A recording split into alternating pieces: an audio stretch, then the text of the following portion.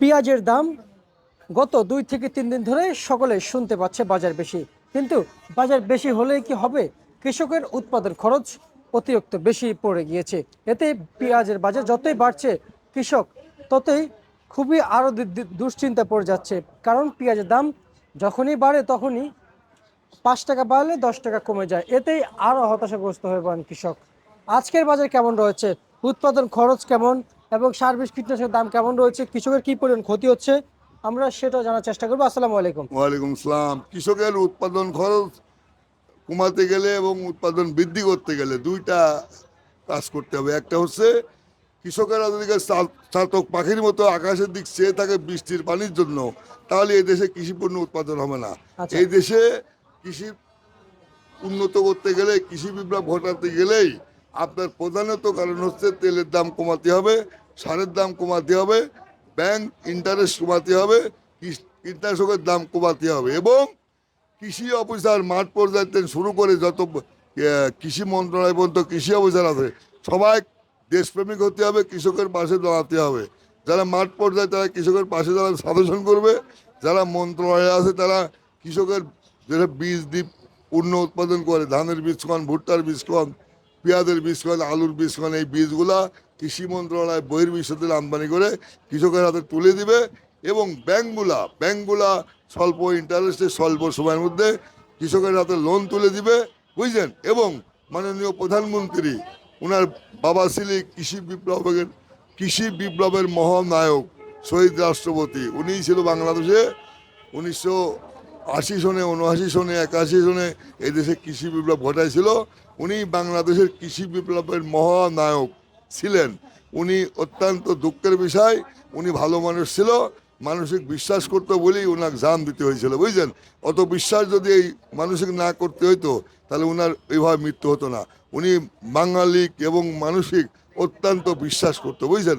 বিশ্বাস করার কারণেই উনি আততার হাতে মৃত্যু হলো। কিন্তু উনি কৃষি বিপ্লব ঘটায় 60% কৃষি বিপ্লব ঘটাইছিল, উনি বেঁচে থাকলো এ পর্যন্ত 100% কৃষি বিপ্লব ঘটে যাইতো। তাই হোক, উনি মানসিক বিশ্বাস করে জান দিতে হয়েছে, মৃত্যুবরণ হয়েছে। আল্লাহ যেন তাকে বেহেশতের প্রথম স্থান করে দেয়, আমি তার জন্য দোয়া করি। এবং এই বর্তমান যে দেশে কৃষি পণ্যের দাম, সেটা হচ্ছে প্রায় প্রত্যেকটা পণ্যতে লস হচ্ছে। এটা লসে চলতেছে কৃষকেরা।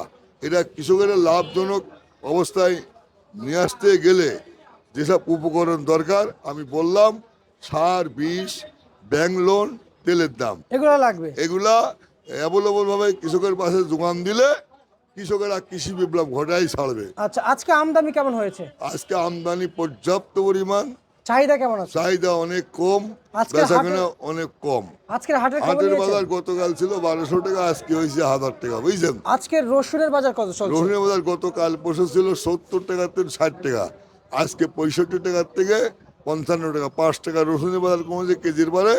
পেঁয়াজে কমেছে 3 টাকা কেজির বারে। আজকে কত চলছে? আলু আজকে চলতেছে 30 টাকার থেকে 26 টাকা কেজি। কেজি পেঁয়াজের কেজি। পেঁয়াজের কেজি। আচ্ছা, এর উপর তো আরো আমরা শুনতে পাচ্ছি আছে পেঁয়াজের দাম, এর উপরও তো আছে। এর উপরে আছে তার সংখ্যা 2%, 1%, 32, 34 আছে। সে সুপার কোয়ালিটি হবে, ওইগুলা পেঁয়াজ আমাদের সামনের আমদানি কম হয়। আচ্ছা। আমাদের পেঁয়াজ আমদানি হয় মিডিয়াম পেঁয়াজ, মানে একদম ভালোও না একদম খারাপও না, বুঝছেন। এইগুলো আমরা বিক্রি করি, এইগুলো আমদানি করি, রপ্তানি করি। আচ্ছা, বাজারে আলু কত বিক্রি চলছে? আলু বিক্রি হচ্ছে 11 টাকার তেল 12.5 টাকা, পেঁয়াজ বিক্রি হচ্ছে 26 টাকার তেল 30 টাকা, আর রসুন বিক্রি হচ্ছে 55 টাকার থেকে 65 টাকা, বুঝছেন। ঠিক আছে। প্রত্যেকটা পণ্যতে কৃষকের লসে চলতেছে।